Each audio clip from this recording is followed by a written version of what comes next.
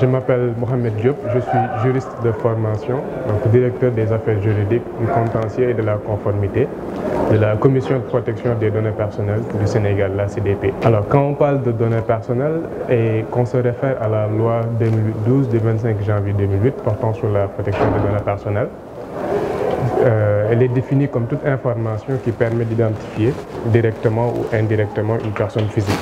Donc là, on voit qu'il y a la nécessité ou bien l'importance de connaître ce critère d'identification qui peut être direct ou indirect, en référence à des éléments de la personne. Je donne un exemple. Quand on parle par exemple, du numéro de téléphone de la personne, à partir du numéro de téléphone, on peut arriver à identifier la personne physique qui est titulaire de ce numéro. Donc cela constitue une donnée à caractère personnel. Le nom et le prénom également sont des éléments qui permettent d'identifier la personne et qui sont considérés comme des données personnelles. Et on voit actuellement avec le développement des technologies de l'information et de la communication, avec la connectivité, les personnes qui utilisent énormément les outils technologiques avec l'Internet, on parle même d'identifiants en ligne. Quand on se connecte sur Internet, on utilise des identifiants. Ces identifiants qui peuvent permettre de savoir qui est derrière la machine, donc quelle est la personne qui est derrière la machine. Ces identifiants-là, aujourd'hui, sont également considérés comme des données à caractère personnel qui permettent d'identifier la personne physique. Donc là, on voit que c'est juste la personne physique qui est intéressée par cette définition parce que la donnée personnelle ne concerne pas les personnes morales. Donc c'est juste les personnes physiques qui sont titulaires de ces informations-là, qui sont protégées, comme je l'ai dit tout à l'heure, par la loi sur la protection des données personnelles. Donc en résumé, une donnée personnelle, c'est une information permettant d'identifier une personne physique. Alors, aujourd'hui, les enjeux sont multiples en termes de protection des données personnelles, les enjeux de la protection des données personnelles. Il y a des enjeux à la fois économiques, comme vous le savez, j'en ai parlé tout à l'heure, avec le développement de l'économie numérique. Les données sont au cœur de ce secteur d'activité de l'économie numérique. Donc si aujourd'hui on protège les données personnelles, on contribue au développement de l'économie numérique. Parce que là, on va garantir la confiance, on va garantir la sécurité et la confidentialité de ces données pour pouvoir développer les secteurs d'activité qui sont autour du numérique. Alors, au-delà de cet enjeu qui est économique, il y a également des enjeux qui sont, je dirais, sociaux en quelque sorte. Parce que quand on voit un peu le climat social aujourd'hui, avec les dérives que nous voyons sur les réseaux sociaux, sur Internet, etc., la plupart du temps, c'est des violations sur les droits des personnes. Donc là, il y a une nécessité, il y a également un intérêt de protéger les personnes, de protéger leurs droits et leurs libertés fondamentales en mettant en place des stratégies pour pouvoir assurer la sécurité et la confidentialité des données. Donc là, il y a un enjeu social de protection des droits individuels des personnes physiques. Et c'est la raison pour laquelle le Sénégal s'est doté de cette loi sur la protection des données personnelles et a mis en place la commission chargée de la protection des données personnelles. Il y a également d'autres enjeux qui tournent autour de la protection des données personnelles, des enjeux notamment qui sont politiques. Aujourd'hui, on parle souvent de la souveraineté numérique, on parle souvent également des questions liées à la concurrence économique entre les États et cette concurrence qui est basée sur le numérique. Parce que quand vous voyez par exemple les grandes multinationales qui sont établies dans certains pays et qui échappent par exemple à la fiscalité numérique, donc là également les enjeux liés à la protection des données personnelles peuvent être appréciés. Je donne juste un exemple. Quand un pays par exemple met en place un système de protectionnisme, c'est-à-dire que les données qui sont gérées au niveau de ce pays doivent rester dans ce pays, là le pays est en train de défendre sa souveraineté numérique.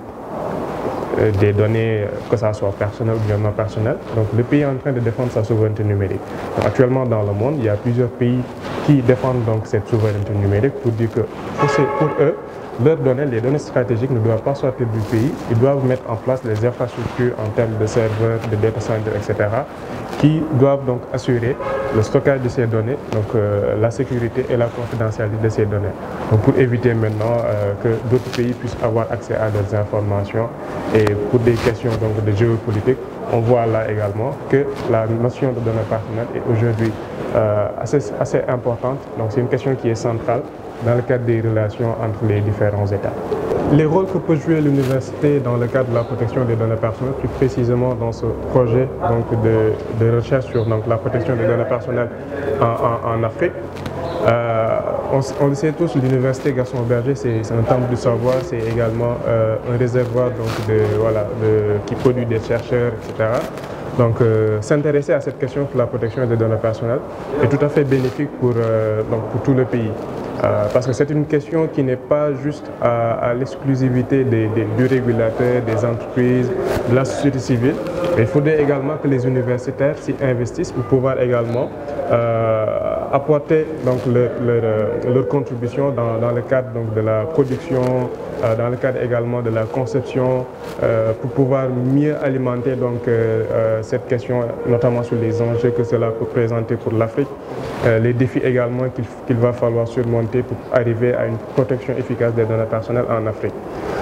Donc c'est tout à fait une opportunité pour que l'université s'investisse dans ce champ-là pour pouvoir contribuer à la protection des données personnelles en Afrique, de par ce projet de recherche, de par également peut-être la production, disons, d'ouvrages ou bien donc la mise en place d'enseignements, que ce soit à travers les masters, à travers des cours donc ouverts de façon, je dirais, généralisée.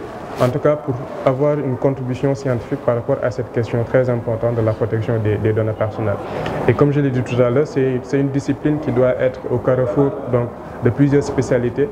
Ce n'est pas uniquement l'apanage de la société civile, des régulateurs, voilà, une pluridisciplinarité donc, qui voudrait que les universités également, l'université plus précisément de Gaston Berger, interviennent et fait des propositions pour, comme je l'ai dit tout à l'heure, pour une meilleure protection donc, des données personnelles en Afrique, en proposant des stratégies, en proposant des politiques, également en contribuant à la sensibilisation donc, sur l'importance de la protection des données personnelles en Afrique, par la production de supports de communication, des spots, etc., de sensibilisation, également des campagnes de formation pour les étudiants, mais également pour les chercheurs qui sont au niveau de l'université. En tout cas, d'alimenter, donc de contribuer fortement donc, à cette réflexion avec des actions concrètes pour pouvoir proposer aux États africains donc, des modèles de gouvernance, donc de protection des données personnelles dans le continent. J'en ai parlé tout à l'heure, je pense, à l'entame de mes propos. La politique nationale en matière de protection des données personnelles, au-delà de l'existence d'un cadre juridique qui protège les données personnelles, il y a cette autorité qui a été mise en place par l'État du Sénégal, qui est la Commission de protection des données personnelles, qui est chargée donc, de faire appliquer, de faire respecter cette législation sur la protection des données personnelles. Et pour ce faire, ce qu'on appelle les responsables de traitement, c'est-à-dire toutes les personnes physiques ou morales qui traitent les données personnelles, doivent se mettre en conformité avec la législation sur la protection des données personnelles. Mais pas que, il y a également des efforts de sensibilisation et de communication pour faire connaître au grand public l'existence de cette législation, de leur faire connaître également leurs droits, leurs obligations vis-à-vis du traitement des données personnelles.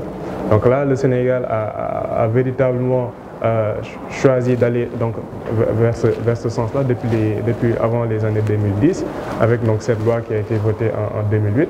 Et le Sénégal fait partie des premiers pays donc, à ratifier la convention donc, de Malabo, la convention de l'Union africaine sur la protection des données personnelles. Mais le Sénégal est également membre de la convention 108 du Conseil de l'Europe sur la protection des données personnelles. Alors tout cela pour dire que nous sommes donc dans un pays qui fait partie en tout cas des pionniers en Afrique de la protection des données personnelles et que l'État et toutes les parties prenantes se mobilisent pour donc, assurer aux citoyens une protection efficace de leurs données personnelles. Alors, les attentes vis-à-vis de cet atelier, je dirais qu'elles sont nombreuses. Déjà, on est dans le cadre d'un projet de recherche qui est axé donc, en Afrique sur la protection des données personnelles. C'est déjà de voir quels sont les enjeux actuels, d'accord, donc de la protection des données personnelles pour notre continent, pour le continent africain, au regard des réalités africaines. Et comme on l'a vu ce matin, aujourd'hui, dans plusieurs espaces communautaires, que ce soit dans l'Union européenne, au niveau de l'Asie ou bien au niveau de l'Amérique du Nord, par exemple, il y a des systèmes de protection des données personnelles. Mais l'Afrique est en train de se chercher.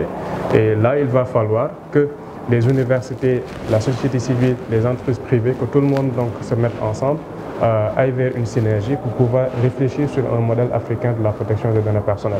Et ce projet de recherche qui est lancé aujourd'hui vient à son heure et va fortement contribuer donc, à la réflexion et à la création de ce modèle donc, africain de protection des données personnelles qui sera tout à fait bénéfique pour les populations.